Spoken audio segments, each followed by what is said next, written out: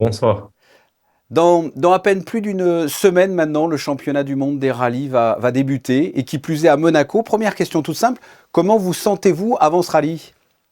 Bah, c'est un peu la reprise du championnat, comme chaque année, hein, avec les départs à Monaco et toujours un peu d'excitation. Il y a l'envie aussi de reprendre cette nouvelle saison après 5 semaines de pause. Ouais. Et voilà, on a hâte d'être dans la voiture, on a hâte d'être au départ à Monaco, un des plus prestigieux de la saison et le premier de la saison. Et voilà, je pense qu'on est prêt.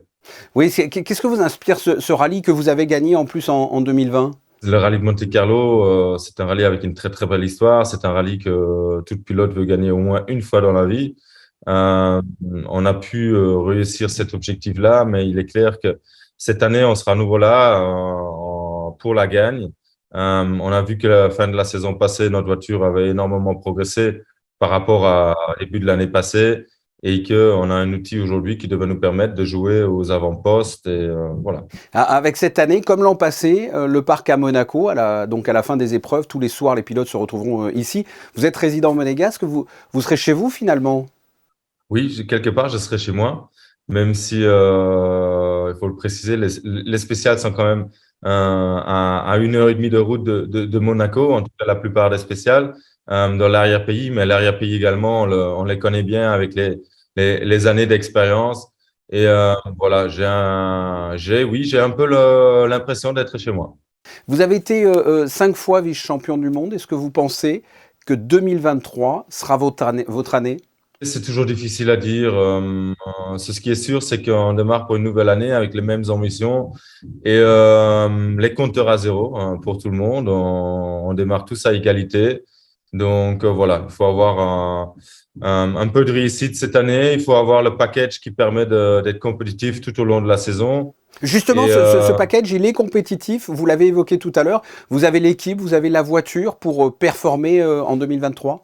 je suis convaincu que oui.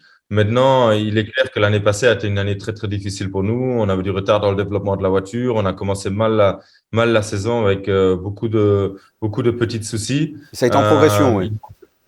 il, il manquait un leader dans notre équipe également. Mais voilà, des choses évoluent à l'interne de l'équipe. Et j'espère que cette année, on sera mieux armé encore que l'année passée et qu'on puisse prouver que voilà, Hyundai a toutes les capacités de gagner les deux championnats. Et de qui, selon vous, il faudrait se méfier? Quels sont les pilotes qui vous font peur cette année, ou les écuries? Je pense que ce sera plus ou moins les mêmes pilotes que les dernières années. On a vu que Calero Vampera a fait une bonne progression sur ces 2 dernières années et a fait une superbe saison l'année passée. Otana, qui lui a quitté Hyundai pour aller chez Ford, je pense qu'il va avoir un package compétitif avec une équipe qui va tout mettre en place pour que tout soit comme il le veut et tout sera tourné autour de lui. Donc, il sera certainement très, très fort. Et puis, il y aura Elfyn Evans aussi chez Toyota qui a connu une saison difficile l'année passée avec peu de réussite. Mais a priori, il devrait être de retour cette année. Et je pense que donc, il y aura ces trois principaux concurrents.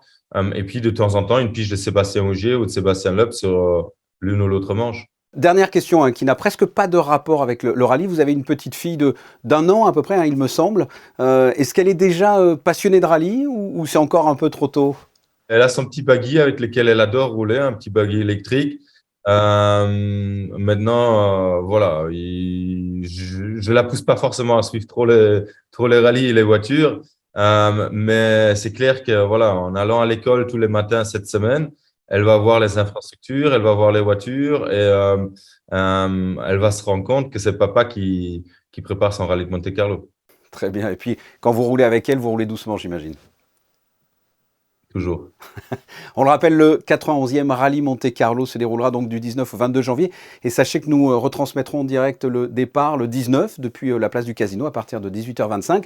et ça sera commenté par Christophe Pacaud, Franck Phillips, Vanessa Dessy et Frédéric Elion. Vous pourrez suivre ce direct donc sur notre page Facebook et en streaming sur notre site. Ça sera aussi rediffusé sur Monaco Info à partir de 21h. Thierry Neuville, on vous souhaite plein de belles choses pour 2023 avec pourquoi pas, une deuxième victoire ici. Merci d'avoir répondu à mes questions. Avec plaisir, merci beaucoup.